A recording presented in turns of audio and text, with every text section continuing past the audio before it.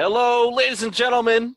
Welcome to the Tank Rodriguez Show relationship show until we figure out a name for the show. I am indeed your host, Tank Rodriguez, and of course, joined with me are my experts of love. We got Dr. Derek in love. How are you doing today, sir? I'm good. On a scale of 1 to 10, I am 12 inches. I'm kidding. That's awesome. And of course, we got the czar of Snugs, SoundCloud rapper, Shanae Howard. How you doing? I mean, I was gonna say the 12 inches joke, but Dr. Love beat me to it. Okay, well, how about this? How's it hanging? A little to the right. In towards the uterus.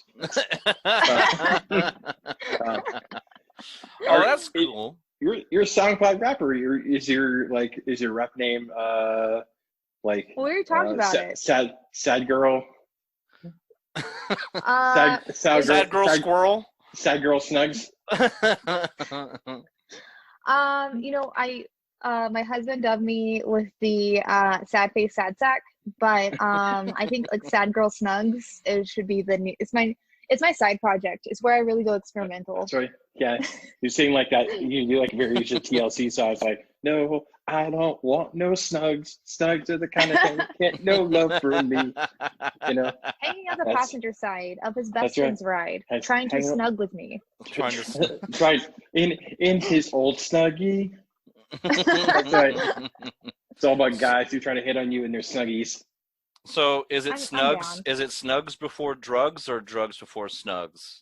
Snugs and drugs. No, Snugs and drugs. No shame here in any of it. Snugs, drugs, and maybe some hugs.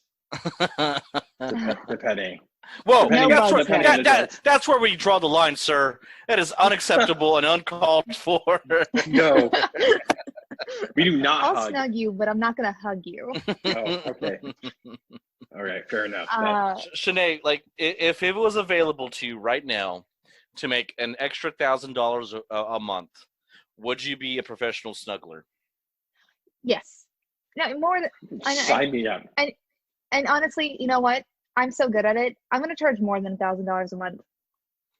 Okay, well, what I'm saying is, like, if the opportunity presented itself, would you do it? Yeah. Okay. Like, if I was making more than I am now, then fuck yeah. Well, no. It's a side hustle. You're just making an extra $1,000 a month.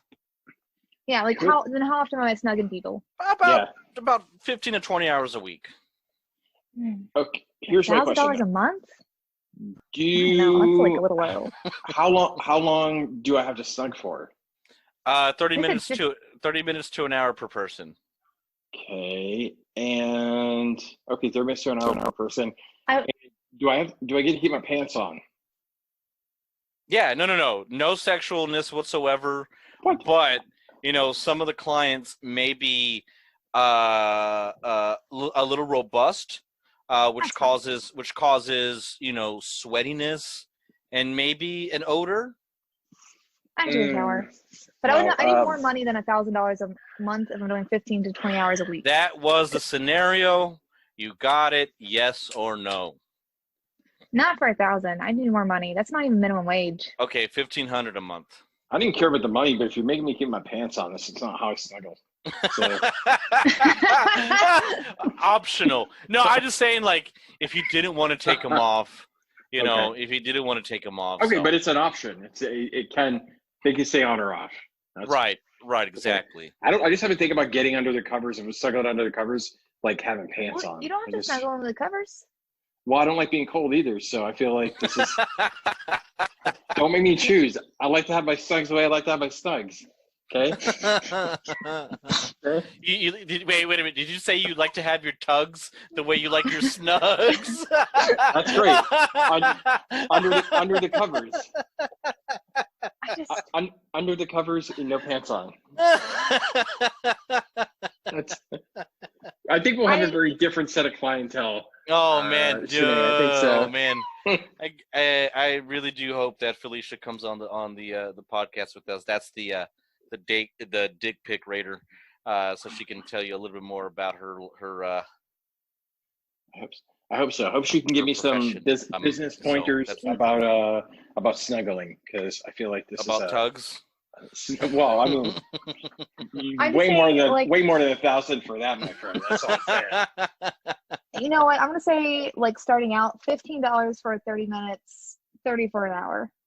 Wait, what? Well, that's low, dude. Wait, 30 You for said an hour? $1,000 a month, and then I'm doing 15 to 20 hours a week for 4 weeks. That's way less than, like, I'm saying, like, yeah, 15 for 30 minutes and then 30 for an hour. When starting out, once I build a clientele, then I'll raise the prices. But, like, well, you would have to do 33.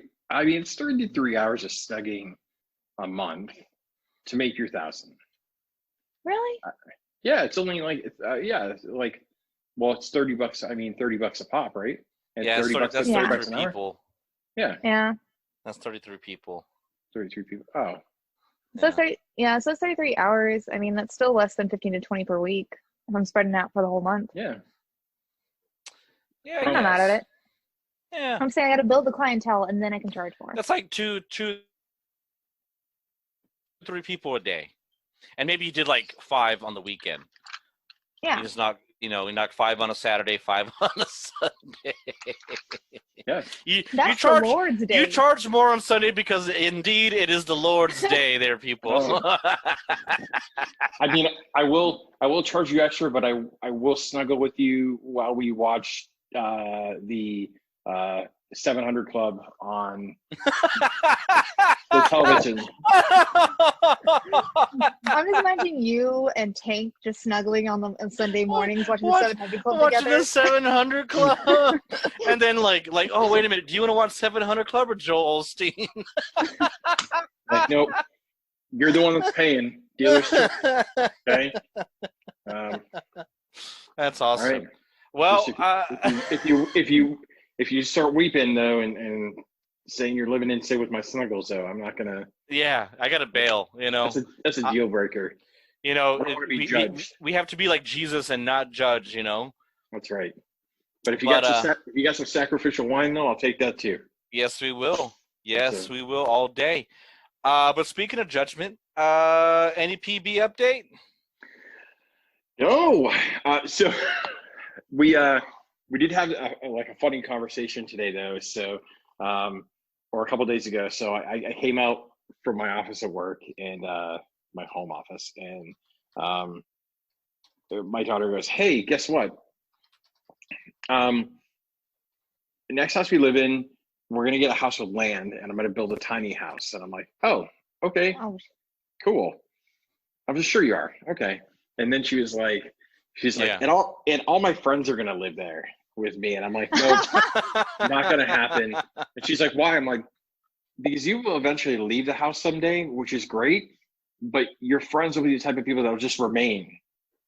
And like, I won't be able to get rid of them. And eventually I'll have to just burn the tiny house to the ground so they have nowhere to go." It's like when we have a rat problem, and if you just get rid of where they live, then they got to go elsewhere. I'm like, so yeah. I mean, how good does your daughter think she is at plumbing? So, or carpentry? So I said, well, where are you gonna get the tiny house? And she's like, well, we're gonna buy one. And I'm like, who's gonna buy one though? Like, I'm like, because I feel like that's gonna fall to me. Like, I'm gonna buy the tiny house, and then you're gonna live in said tiny house, and then your friends are gonna live in said tiny house. And then she's like, well, they'll pay rent. And I'm like, no, they won't. I'm like, y'all gonna live in it. And then she was like, well, we'll just build other tiny houses. I'm like, oh, so you'll have like a commune on my property. And she's like, well, yeah, we'll all live together. I'm like, great. I'm like, I went from a dad to a cult leader in like 2 seconds. I'm like, with all your non-paying hippie rent friends that are running around my yard, I'm like, that I can't get rid of. I'm like, if you're the cult leader, you can educate them. Maybe you need to be the world's father and teach them how to grow up and not bring pickles to someone's house. Maybe I should. That should be the one rule. Just if thou shall not bring pickles to one's home. And or I do like Jim Jones, and I could just like spike the pickle juice. I don't think one person would drink it. Ooh. I'm kidding. Bam, bam, bam, bam, I mean, bam. as long as we're all wearing matching tracksuits, I think it's fine. Agreed. Yeah, but no, PB has been it's been pretty quiet on the PB front. I do ask every now and then. I was asked like how often is he going to Whataburger, and Regularly. yeah, and then also like if he's actually like doing any of his schoolwork. And my daughter's like, why? And I'm like, because like you don't want to be dating sophomore, junior in there. And she's like, well, I think all my friends are going to be like that. I'm like, well, then you're going to be the one that is one grade ahead, which is awesome. So, yeah, so PB is just doing his thing. He's doing his PB thing. Your daughter's got a good heart. She does. She just, they're not, I mean, honestly, they could be way worse. So, oh, yeah. They are just, yeah, they're just something else. But I don't want them living in my house. That's a big thing. Yeah. Or on my property, like. And then she was like, some people turn buses into tiny houses. I'm like, no, that's even worse. Like, it's not enough you want like a commune, but I mean, the magic school buses. You should have her eat. No, go ahead. With tiny homes, like there's a lot of upkeep that you have to do with it. Like things break quite often. Of course, if you're used to like a normal toilet, no matter what toilet system you use, like there's going to be issues with it depending on which one. I've had like 7 or 8 friends live in tiny homes. Only one of them still does. Wow. Most were out within 6 months. Like it's a hard living. And I was like, yeah, no, that's a cute idea at all. No, even if you let it happen, nobody would stay. I feel like that's the type of thing you do for like a year, so you don't have to pay rent. You just take all that rent and like put it towards something else, and then you buy a real house. But the tiny houses are so expensive with the pre-built ones. Like they're even. I had 2 friends like build their own, and then I know somebody who did the bus thing. He's been working on it for 4 years. Has yet to happen. It's basically like a bus with a couch on it. That's where you have. It's a bus with a couch and a cooktop. A propane stove. He just finished the shower in it. It just seems like a lot of work to like not have a mortgage payment. I would almost rather just work another job and just take that money and like pay down my mortgage for a regular size house. Yeah. I feel like that would be less work than doing that. But yeah, that's where we are on the PB front. More to come on PB when I know more. But the quarantine has kept him at bay. So and he's not exactly the most communicative person on text message, which is funny. So which is good. I get to play a lot of Uno with my daughter, and she goes for walks with me every night. And it's pretty great. So whereas my son on the other hand is thriving in the apocalypse because he is the one that's the most busy because all of his friends are online. So every night I'm like, hey, you want to play play Uno with us? He's like, no, I got a thing, and I'm like, you just said quarantine. What thing do you have?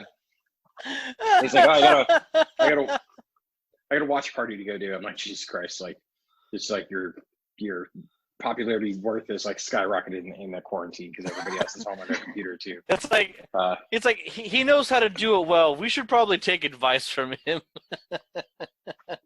Probably. I've done brunch a couple times with some of my friends, and like it's kind of nice because I'm reconnecting with friends that live all over the country. Because like I've lived a lot of places, so like we'll do like Sunday morning brunch where I'll just make breakfast in like group chat or awesome. Group video. That's good. I did do a Zoom call with some friends back home like a couple weeks ago and just got drunk on Zoom, and then that's awesome. And then like had moved my monitor like my screen to like this, so like that's like how it's so. Why aren't we getting drunk right now? This could be a drunk Zoom. That's true. Call. Next time that needs to happen. I will. I need to actually get more because I drank most of it. A bottle of Jameson, like I drank most of it on that other call, so I maybe have enough for one glass left, and then I was like, no, don't need another reason to crash tonight. So, so that being said, ladies and gentlemen, our topic. I mean, I know last time we spent like the whole episode talking about dick pics. People really like that, though. I'm telling you, there's like a lot of love for the dick pic raider, but we did have other topics at hand that we wanted to talk about in relationships. A So. a semi-serious conversation. Serious. I mean, maybe dick pics are involved in this. I don't know, Well, depending on your relationship. dick pics are definitely a serious conversation to have. Like, and I think it's good to stay updated on the gravity of dick pics. So Here's the I thing. think. Go ahead. The one comment I got was that somebody was like, "Hey, I really appreciate the fact that your message was don't make fun of other people's genitals." And I was like, "That's great because genital bullying is a real thing, and we stand proud anti-bullying of your genitals, unless you like that, and then go for it." Then yes. But also, like, if you are going to send dick pics, I would suggest anybody, regardless of shape, size, color, whatever, do it in a flattering way. Give your dick the best thing that you can put out for it. That's right. Filters are definitely a thing. Yeah, I mean, throw a Snapchat filter on there. It could be barfing a rainbow or wearing a hat. I feel like you could do it yourself. Dress it up yourself, like hey,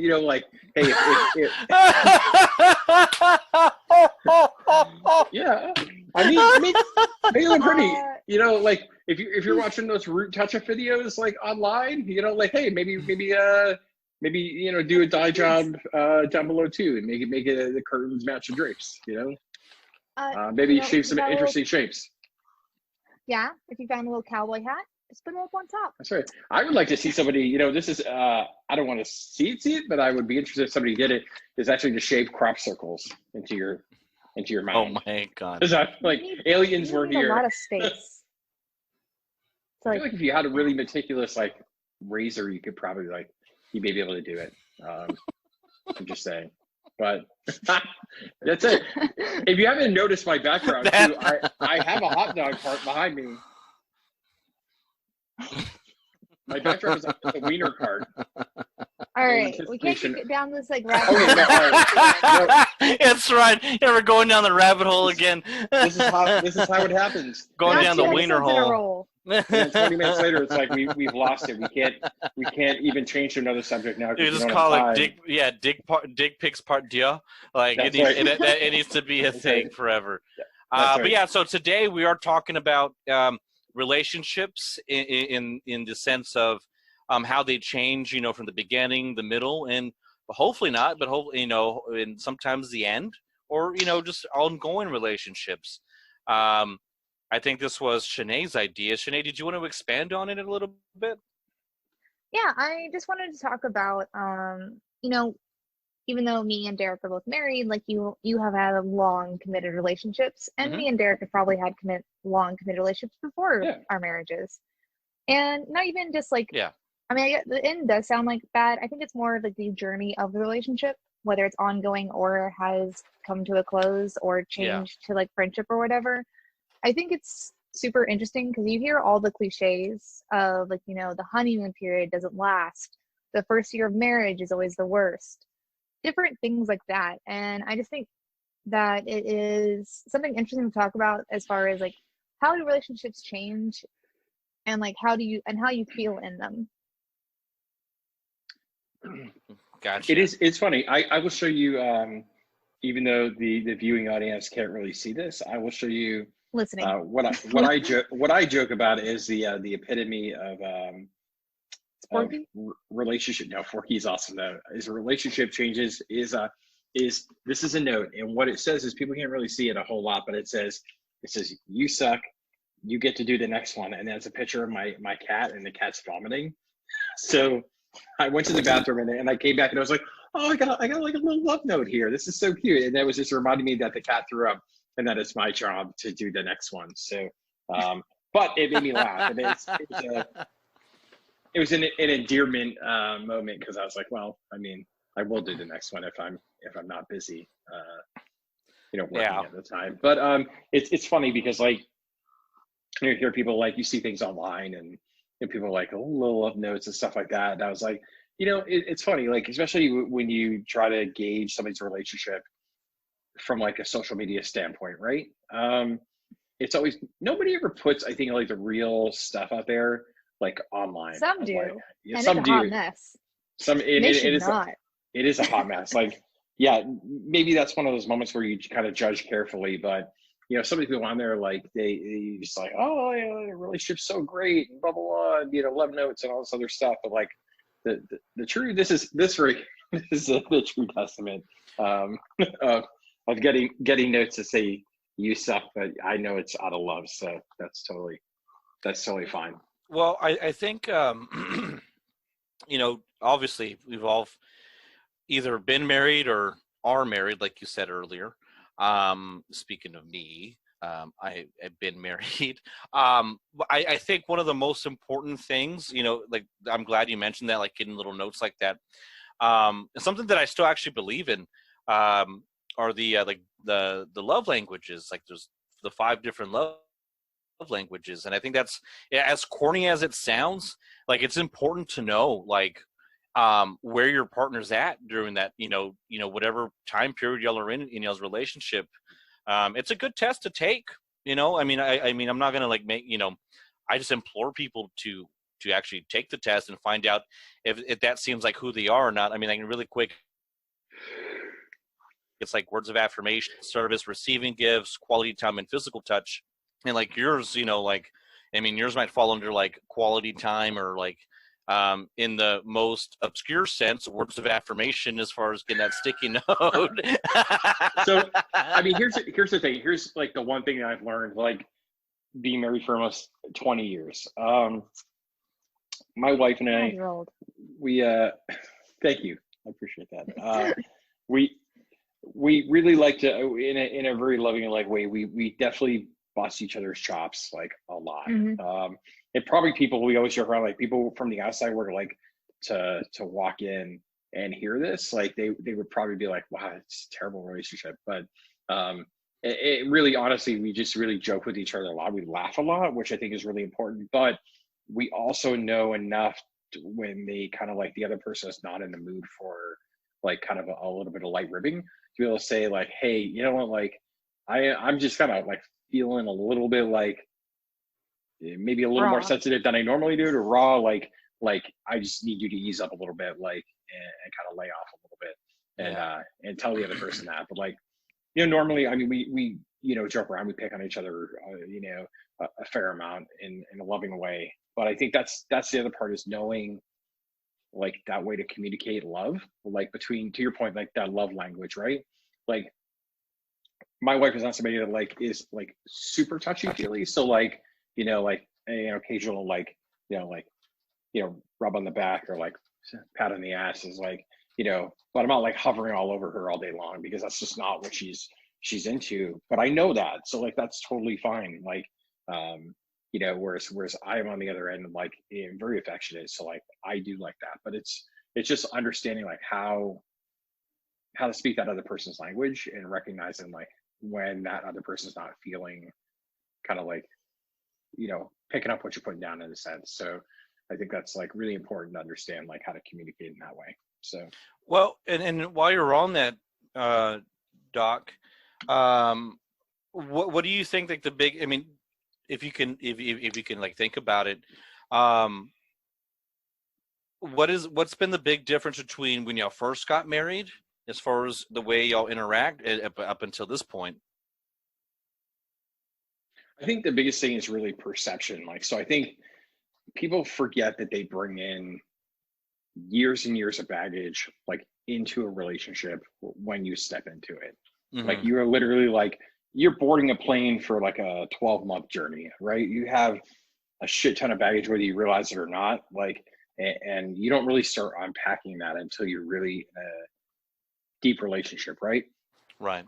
And when you start opening that shit up, like some of it is great, like, hey, wonderful swim trunks and flip flops and all that good stuff, and then some of it's like, holy shit, like that's some deep baggage that's in there. That's some crazy shit that's in your suitcase.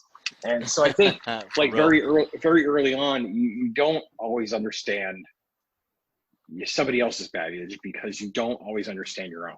So I think that's like very early on in my relationship, it was very much like I grew up a certain way.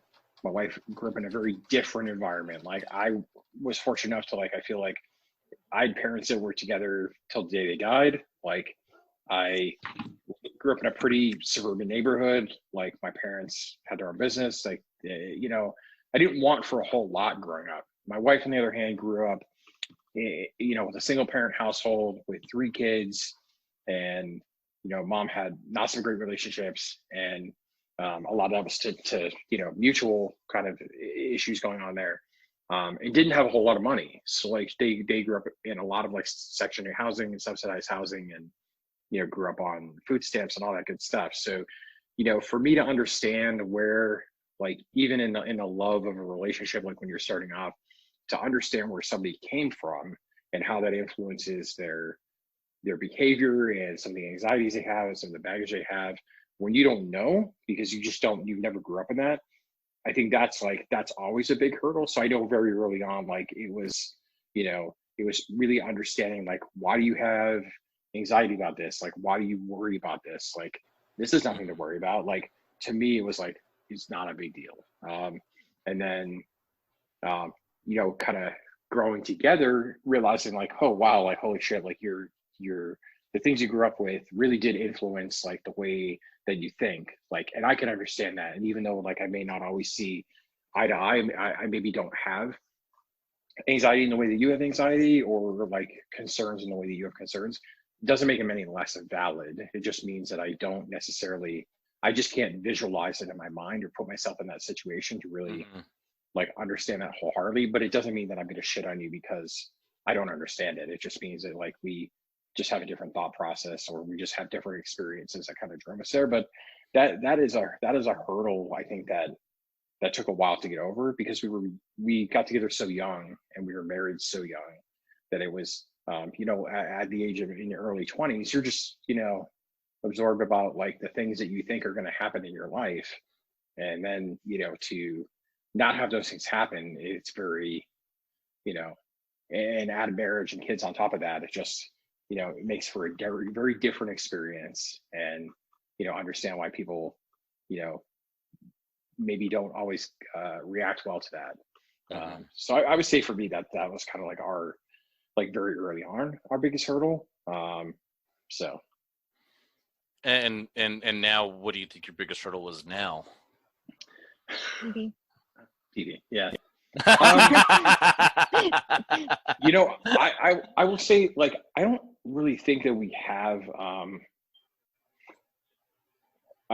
like a huge amount of hurdles. I think just kind of like, I think the biggest thing really, like, where there is the biggest difference is just in regards to like like things that are career related. So I'm very just a very like driven person, because I like what I do and I've been doing it for a long time. And so that is my career path. My wife I've been fortunate enough like that she's stayed at home with the kids for most of their young life, like, and now in teenagers, and has played that role. So I could essentially have a career. And so like for her to think that as the kids get older and they're eventually going to venture off on their own, like, what do I do with my life now that they're kind of all grown up in a sense, and like I have a lot of time left to work. So so she is at a very, like, in that position, is very in a different path. And not that it is not as a conflict, but it's just where she's starting is where I was 20. Yes, where she is in that position is where I was 20 years ago. So it's very hard for me to say like, well, like, I understand that, because it's like, it's just like, no, you can do this, this, and this, and you're great, and you should do this. And it's not like remembering that feeling of never having done X before, like in a job, and being like totally overwhelmed by that because you don't think you have the chops to do that, versus being 20 years down the line and being like, I've done that, been there, done that, and I know that I can do that well.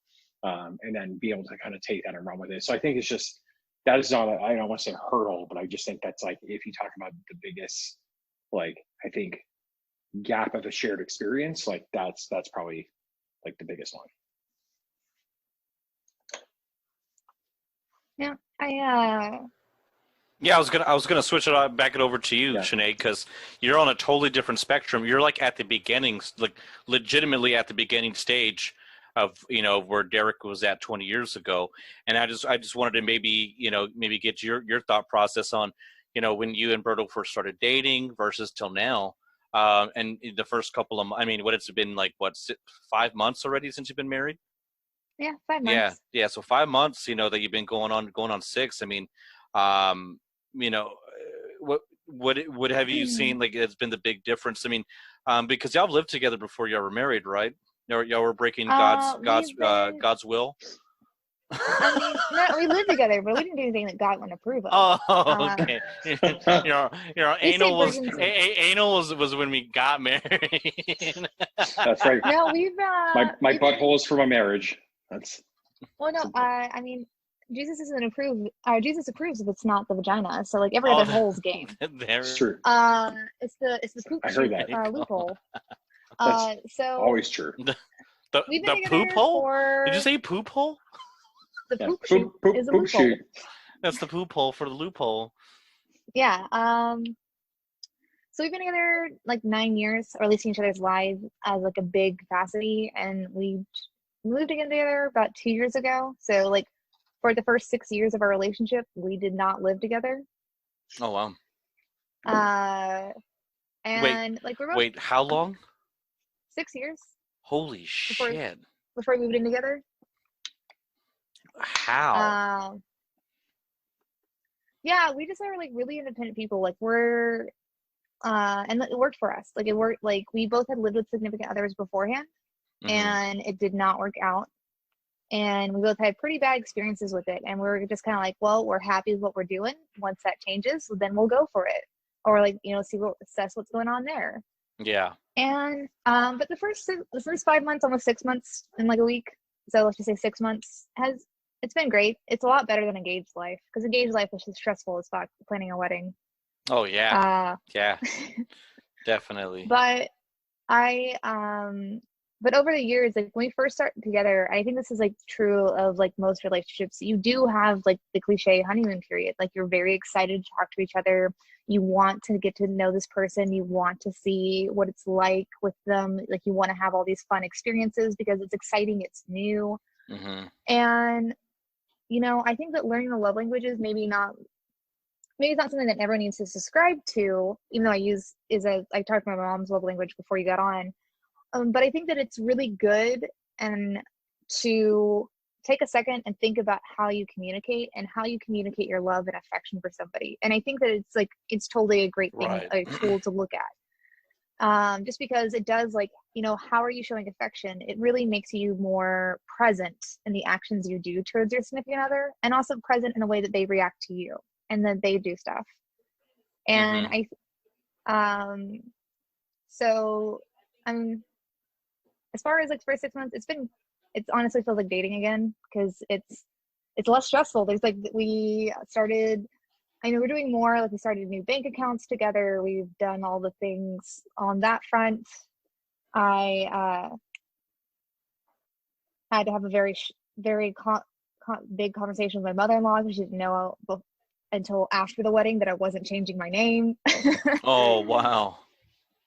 He just forgot to mention it to her. No, that's good. So we got a lot of things saying Mr. and Mrs. his last name, and I was just like, well, How about that? nice, thank you. Did you allow it for the wedding though, at least, or? I mean, like, if you're giving me money, you can call me whatever. I don't care. That's good to know. That's right. That's good to know. And I'll snuggle with you for an hour or two. So for below minimum wage, apparently. that's well, right. and just until I build it up. Well, $30 an hour is not below minimum wage. Well, But so honestly, it's for a long time now. I think like the biggest change for us was us, and like really was a turning point in our relationship, getting like really healthy and happy, is realizing that like this is forever. Like there's like, we're not thinking about like, oh, if this keeps going on, I'm gonna break up with him, or she keeps doing this, or like I'm gonna break up with her, or like having that like like we always like said when not we first got having together, not having that word divorce in your vocabulary. Right. yeah, well, this is even before we got engaged. It was just like, all right, well, like this is comfort. This is like, I know and I trust that you are going to be there for me no matter what. Like that's never going to stop. Mm-hmm. And once that was kind of like really cemented and felt from like both sides, like you're like, because before we would do like like gut checks, like hey, like we haven't talked in like 3 days, like we good? Okay, cool. Like you just been busy? What have you been up to? Like kind of like on those, or just like even when we lived together, or well, by the time we lived together, that wasn't really a thing, but it was just like, we good? All right, cool. There's no problems, because we both had dated people, talking about baggage in the past, that were not very upfront with like how they were feeling, and that all of a sudden there would be a problem, and we didn't even know that it was happening. And I'm very like direct in a lot of things, and that includes like when I'm not okay in something with something. So like there's plenty of times we'd be hanging out with his friends, and I would, like when we first started dating, and at some point I just get tired, or my friends would invite me to something, but he still wants to do that. And I was like, hey, why don't you stay here? I'm gonna go hang out with like Chelsea. And he's like, are you mad? I'm like, no, just like this is your thing. I've been enjoying it, but I'm gonna go do this. Like not if like we like had planned to like do other stuff, but it's like, oh hey, we're playing Smash Bros at so and so's house. Like, oh, I'll join play Smash Bros for a couple hours, and then I'm done. And he was just like, are you mad? Is this fine? I'm like, no, you enjoy your friends. This is a fine thing. This is okay. If it was not, I would tell you. But Chelsea's real fun, and I'm gonna do that. And I don't know, like now it's just like there's not any of those kind of conversations, and there haven't been for like a long time, or it's just like things good. It's always been a like, hey, I'm feeling this way, and being more upfront and being more comfortable with it, because not feeling like we are gonna scare the other person off, not feel like this could go away at any moment. Yeah, I think that's sorry, go ahead. No, and so like marriage has been fine. I mean, I do feel like it's a little bit less sexy since Jesus approves of it now, but like I get over it. Thanks a lot. thanks a lot for. I gotta find a way to bring sexy back. What can we do to get the goat in the altar? And do this. I think that you brought up a really good point. That I think that you brought up a lot of really good points, but I think like the two big ones I think that hit home are, you have to continue to be independent. So that's the thing. It's like it has to be okay for you to still be your own person. So I think that that's really important. I see a lot of people that like get into relationships and they automatically become the other person. Or they drop all their friends. Yeah, and not in an organic way that like I've been together, we've been together for a long time, and sometimes now your things that you like are kind of rubbed off on me, and I like them too, but in a really forced way. Like, a great example is like my wife is not, one, a huge movie fan, and two, is not a horror movie fan at all. And those are like the two things that I love to do. So, but she's an avid reader. Like she reads all the time and like is reading constantly. So that's kind of like her version of like me going to the movies. So, but literally like when the theaters are open, like every Sunday that would be my thing. And I'd be like, hey, I'm going to go movies out. I'm going to go check out like a matinee, like unless you have something you want to do. But it's always been like never been an issue. It's always been like, yeah, do your thing. Like go have fun, come back, love dinner, whatnot. My wife is also not like super like into going out to bars. Like that's just not her scene. She's not a big drinker, and rightfully so, just due to some medical conditions. So that's never really been her thing. I do like going out and like being social and like having a good time, and so, but it's always the fact that like I know she doesn't want to go out, but I'll always ask. Like I always send the invite. Like, sure, you don't want to go? Like you're more welcome to come. Like we're just going to grab beer. We're gonna grab dinner. We'll be back.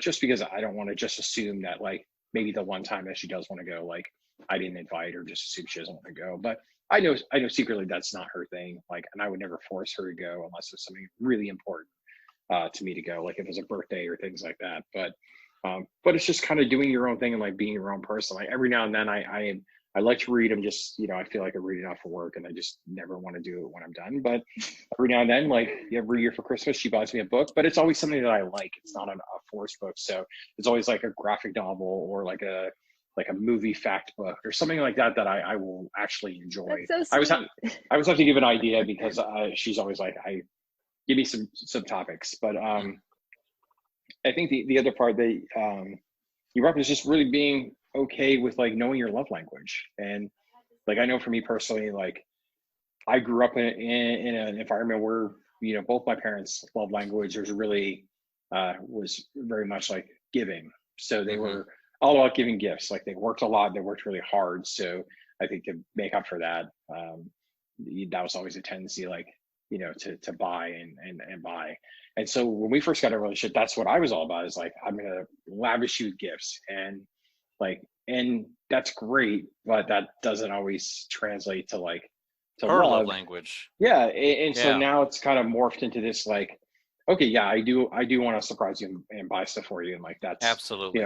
but I also want to gas up your car, and I also want to, take it to the car wash for you, or I want to take it to get an oil change, like stuff that you don't like to do, but I know you'd appreciate if I did it, and I don't care, so I'll just go ahead and do it. Or my wife really likes hot tamales, so like anytime I like go to HEB, let's grab a thing of hot tamales. I mean, 99 cents, but it's just like, hey, saw hot tamales, saw that you brought you home some hot tamales. Yeah. Because I know you like them. So it's just like little things like that I think, like, your love language, like, number one, you have to know what it is, but two, you have to be able to kind of like almost like pivot a little bit, and like, it's going to change over time. You just have to recognize like how that change is coming across. I want to. Yeah. I'm so sorry to interrupt you on that one, No, Derek, go because ahead. I think that's that's a really important thing to talk about. Like, I took a class over freaking love languages growing up. Oh, not growing up, but when I was studying to become a pastor. That's not a joke either. I was actually about to become a pastor, but I took a love languages course. Hallelujah. Hallelujah. Can you imagine, Pastor Tank? But then Jesus did you dirty. Jesus did. Yeah. I would go to church if you were at the pulpit. I would too. That's all I'm saying. I would Thanks. go back to church if you were at the pulpit. That's all I I'm saying. appreciate I'm it. imagining him in like a suit, but the sleeves torn off. I imagine you like short sleeves and like a Baptist. Right? And like Dance- super Baptisty music, and it goes on for 3 hours. As you come out, it's just a da-da-da-da. Yeah. Dun-dun-dun, dun-dun-dun. Got like the Blues Brothers. Yeah, thing going on. exactly. Yeah. But the most important thing that I've learned over the years, with actually just like not only studying the love languages, but actually like being mindful of them, is that they change over time. Like, I remember when I first got with my ex-wife, when we were just boyfriend girlfriend, words of affirmation were so important to me, like super important to me. Over time, it became quality time. I didn't need her to tell me, like, to reassure me that she loved me. I knew it. I just wanted her time.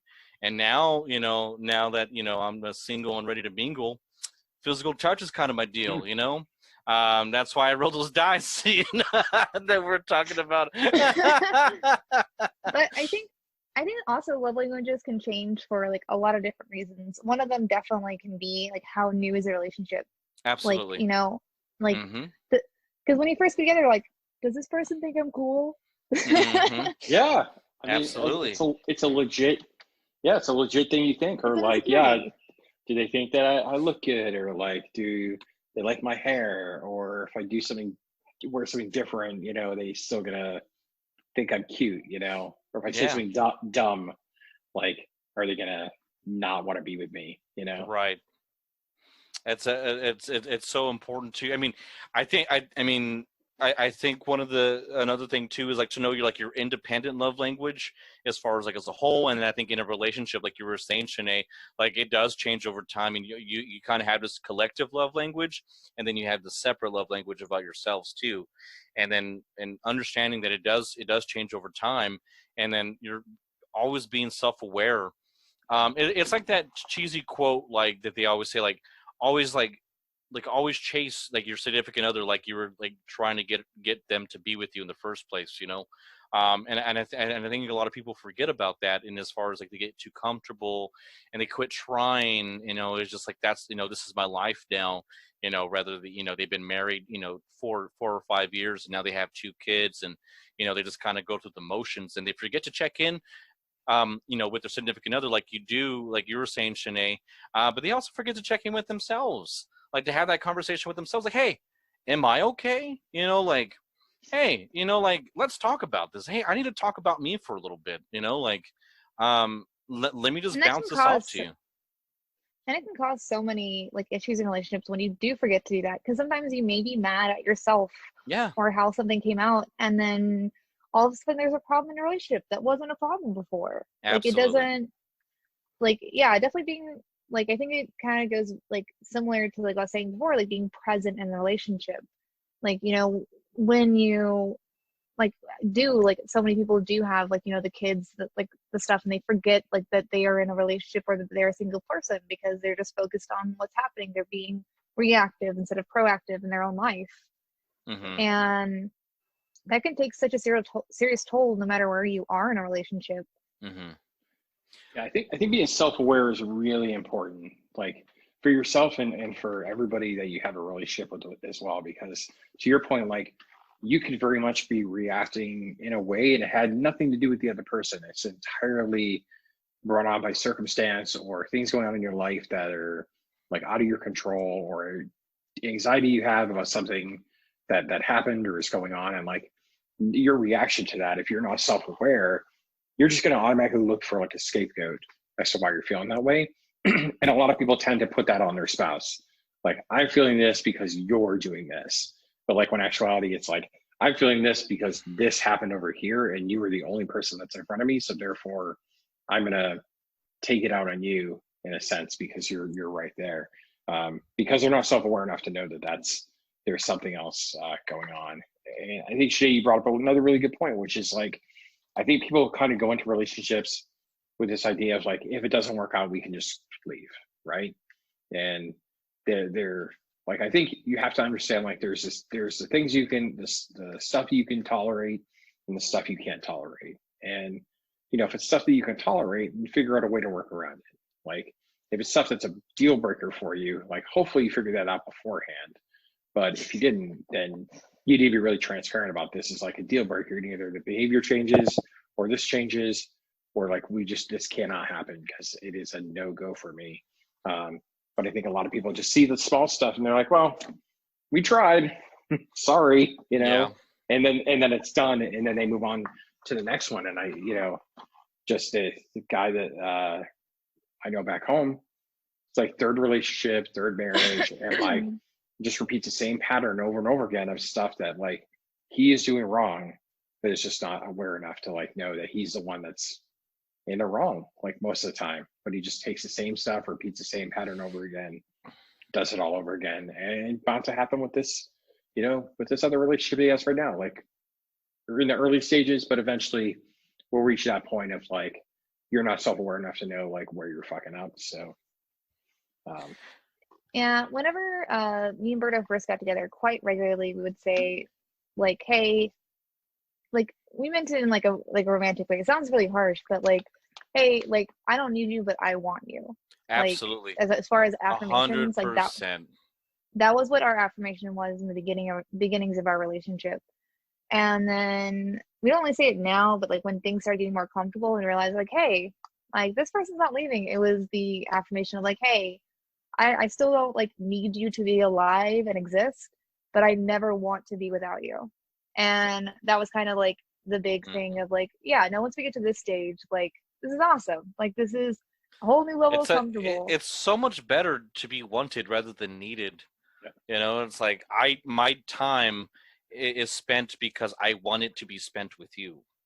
Yeah. And I think people don't really people that aren't self-aware, like we're talking about, when they feel like they're not needed, they feel very insecure, or they already are insecure, and so when they don't feel needed, they go into that that you know that downward spiral of toxic relationships, and you know it just never ends, and it just no one, no, I guess, even if, I mean, no one really calls them out on it, you know. I mean, I don't know how you would get yourself out of that until you hit rock bottom of relationships, I guess. You know, I don't think some people never get themselves out of it. I think they No. just reach a point where there's nobody left, like, Mhm. or the other person is just as much of a train wreck as they are, and then it's just a vicious cycle. But yeah, I think that having that affirmation is really important, like to be able to identify, like, not that I don't need you, but I want you. I need you in a different way, right? We've always said that too. Like we've always kind of made the point of like, if this relationship never like doesn't work, number one, for one of us, we need to be vocal about it, like Yeah. before somebody does something stupid. But we always end up in the conversation with like, nope, I'm in it to win it. Like we're in it for the long haul. Like never wants to be turned back around and said, hey, like, no, you're absolutely correct. Like, we have to have a conversation. But it's always like on the table of like, hey, I'd rather be honest and hurt you for 5 minutes than do something that's going to hurt you for the rest of your life. Absolutely. Like being unfaithful, like, for example. Yeah. And so, Yeah. but we can have that on, like, to your point, you can have those honest conversations and say, like, yeah, it's not easy to say, but if push comes to shove, like, be honest with me. If I can change and I feel like it's appropriate for me to change, then I'll change. And if I can't, like, then we need to kind of figure things out amicably. But to your point, it's never one of those situations of like, we're saying that to be harsh or like we're like in it to quit, but it's just like, hey, there's always an out. We never take the out, like, even when things get tough, right? Yeah. Oh, okay. Oh, I'll go real quick. Okay. Well, I was just gonna say is that I think it's also important to what you're saying is it's you have to have those conversations, but I also think you have to know when to have those conversations. And I just wanted to add something extra cheesy that I've learned. And do y'all know about HALT, like HALT, HALT? The hungry, angry, lonely, and tired, like times to not have a conversation when you're hungry, angry, and you're lonely and you're tired. That's probably not a good time to have a conversation with your significant other. Just wanted to throw out that quick little tidbit. No, I learned that like 4 years ago. Like like sometimes we'd have like really good conversations and others. And I never thought that I was a person who got hangry. And then I would realize like, oh, I'm getting pissy because I'm hungry. Like it's nothing that like he's doing. He's not like I'd be like sitting there just like, this fucking asshole. I'm so fucking done with his face. Yeah. And I knew that other people got hangry. Yeah. I just didn't think I did. Like that causes so much self-awareness. Yeah, and then when you meet, you're fucking fine. Yeah, well, I just feel better, and I'm like, oh, yeah, this is what it is. Also, like, for me particularly, being hot, I don't deal with it well. I also just don't, like, do the health stuff. I also just, like, overheat pretty easily. So I also noticed that whenever we'd go to, like, music festivals or, like, tubing down the river or, like, do things out in the sun when it's hot, I would be more prone to, like, get annoyed with small things. And then now that I'm aware of it, I'm just like, no, I'm just hot. Like he's doing nothing. I am just hot and pissy about it. I just don't like that I'm getting very hot. Totally. I think it's to that point you have to know when to have those conversations, like, and especially when you are really frustrated about something and you're already heated about it. Like, I am somebody like when an argument ensues, I just want to talk about it and get it done. Like, let's just get to the bottom of it. Let's talk it out. Let's move forward. Let's squash it. Yeah. Yeah. Let's squash it. My wife, on the other hand, she's a processor. So she like needs time to like process, think about it, like decompress, come back to it. So like very early on, it was like, we get an attempt about something stupid and it would be like, all right, we got to talk about this right now. I'm like, we got to talk about this right now. This is a relationship thing. And then she would like go silent. And I'm like, I can't believe you're fucking ignoring me right now. And it's not a matter of just over time realizing like, I'm frustrated and I know I want to talk about it, but you're not ready to talk about it. So you need to come find me when you're ready to have that conversation. Absolutely. 100%. That's like a beautiful way to communicate that. And it's like, you have to like, you really have to be very blunt and very to the point and specific. Like, hey, I want to talk about this. It's apparent that you may not be ready.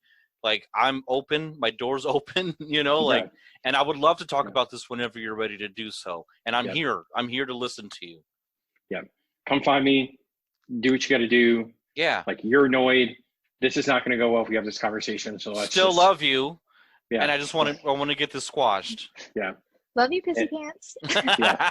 Yeah. I mean, yeah. I mean, you probably shouldn't call her that. Not when she's mad. No, like, probably not. No, definitely, for sure, like finding a time and place, but also like figuring out how y'all process, like how the other person even processes phrases or how you communicate those. But that's every relationship, even friendships. Some of them you just have to like figure out what the person means when they say this, because it may sound really mean to you but it's not to them. Yeah. It's those trigger words. Like, it's those words, when you hear that word, like, it is time to probably step away, because that is, you were irked about something. Like, and other times when you hear something and you're like, no, that's I know you're just fucking around. So My thing was like, if and like when he was like, you know, like for example, he was telling me that something that I was doing, like he didn't really like that. Like whenever I was doing it, he like kind of like I forgot what I was doing, to be honest. I think it was like the way I was wording something at this, but I remember him saying like uh the saying that he didn't like it, and I was like, oh yeah, no, like I can change that, it doesn't matter. And he took it as like me saying that his feelings don't matter, and I was like, oh no, like what I was doing is not something that is like core to me as a person, that I'll just change it, and that's all that it means. Yeah. But he thought, yeah, I was dismissing him. And there's times that with me being direct, like in those conversations of figuring out like how to word stuff so it doesn't like, so it comes off how I mean it. Like it's definitely something that I've had to grow into a lot with like friendships and relationship, and definitely relationships, of me being like younger me being like, well, honesty is the best policy, just say what you're thinking. Well, yes and no. it's how you communicate what you're thinking that actually matters. Yeah. And being accused, like using accusing words, never works out in your favor. Oh, never. You know, no, you just always use feeling words like, hey, when you did this, it made, and again, it sounds so cheesy as far as like the love language is halt. We did, and then the feelings, it's like, it's like, Yeah. dude, like when you did this, it made me feel like this. I'm not sure if that was your intention or not, but I'm expressing how it made me feel. Yeah. I was using like in my opinion, in my opinion, that's all we say. Like in my opinion, like this is how it's coming across. Or, like, yeah, I just like I like to highlight. It's just my opinion. It's just my thought. Like that's how I'm visualizing it. Like it doesn't mean I'm right. Yeah, I could be way off. Like, 100%. But it just means that like I like at this moment that is exactly how I'm feeling. Like even if it's not true, just want you to recognize that that's like when you say that, that's where my mind goes, and that could be me just being totally fucked. But like I'm. Yeah. And then, and you say that certain, and I think about like all the conversations that we had today, before we wrap up here, like, thinking about like 20 years of marriage and, who you are and who your wife is on paper. I mean, y'all aren't supposed to work out, you know what I mean? Like it really isn't. And but the proof's in the pudding as far as, the way you communicate, the way, I mean, like, we always joke that like when so very very different from Shanae and Berto. Like I met my wife in September 2000. We were engaged by February of 2001. We were married 1 year to the day from our first date, and so it was whirlwind. And it was I will say it was as much as love at first sight and kismet as you could possibly get. But that being said, we had to unpack all this stuff while legally married. So, and I guarantee, like we joke around all the time, like I wish we'd taken bets against people that probably thought we would have been divorced like in 6 months, because we really truly are in a lot of ways like polar opposites. But it works for us. It doesn't always work for everybody to be in that opposites, but like our type A and type B, like we always joke around, like my flexibility and positivity kind of like balance her like practicality and kind of stoicness at times. So it works out for us, but we did spend a lot of time trying to figure that out. Was it frustrating at first? I would say like the epitome of like your first year of marriage like sucks is probably for us was a true statement. And I only say that because number one, you're newly married, hadn't been together super long. We had a baby in our first year, and we had shit for money. So like we were like, it was one of those like, So like, and our son, of course, like was born and he was colicky. So like the first like 4 months of like having a colicky baby, newly married, like they're just like a lot of times we just cried, like we just cried. And then you're a Capricorn, she's a Libra, like it was all stacked against you. It was just it was just one of those things. And like so. And then you just figure out like where people, like she grew up in a home where like her biological dad left, and cut bait. Her stepdad literally cut out weeks before our wedding, and like separated. We never saw him again. So like there's a lot of like not positive male role models. So like the first inclination after the honeymoon phase is over, right, is that this guy's going to go, he's going to leave. And so it was always like, I'm not going anywhere. I don't care how much it sucks. Like, we're in this. So like, I'm here.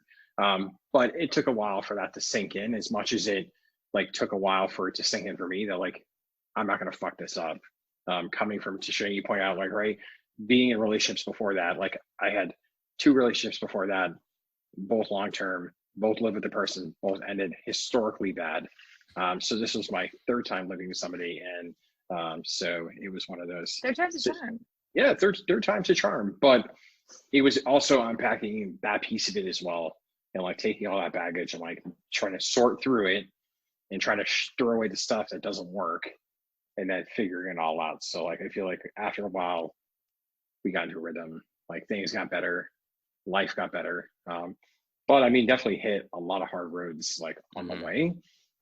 Just never lost sight of like, this is shitty and short term. This is us. It's not shitty and long term. So like, let's just ride out the shitty short term stuff. We'll figure it out, right? Nothing is forever. So yeah. Well, that was, I mean, we've hit our stride at the relationship show, ladies and gentlemen.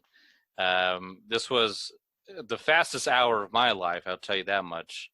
And before we go, I just want to make sure I give Shanae the floor to say anything that she wants to end with before we do wrap it up. Dr. Love, you're a good man. Thank you. Absolutely, sir. Zara of Cuddles, you're an amazing lady. So, and Reverend Tank Run Rodriguez. Again, I would go watch you.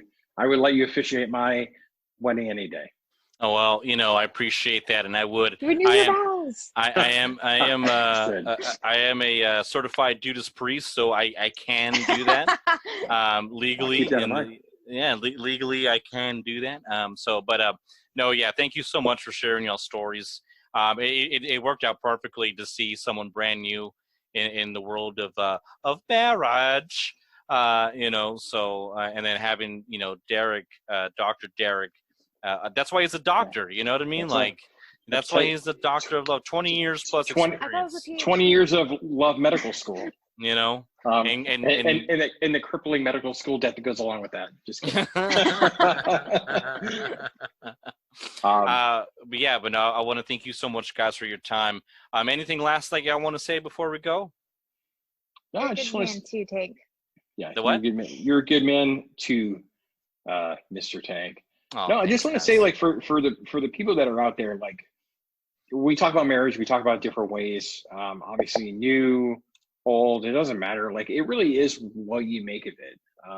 At the end of the day, if you choose to want to make the best of it and make it forever, barring any unforeseen circumstances that are beyond your control, like, you can make it happen. It doesn't really matter like what it is. If you're in it for the haul and it's the right person, like, it's not going to matter. If it's not the right person, that's when probably things tend to go to shit, and you should probably cut your losses, at some point. But Shanae, last thoughts. Yeah. Like, I'm not a really big believer in like the one. I think that is the one that's willing to put in as much effort as you are. Like, as far as like if the one exists. And I think that we didn't really touch on it super much, but I think that like also people need to enjoy every step of a relationship. Enjoy it for what's going on.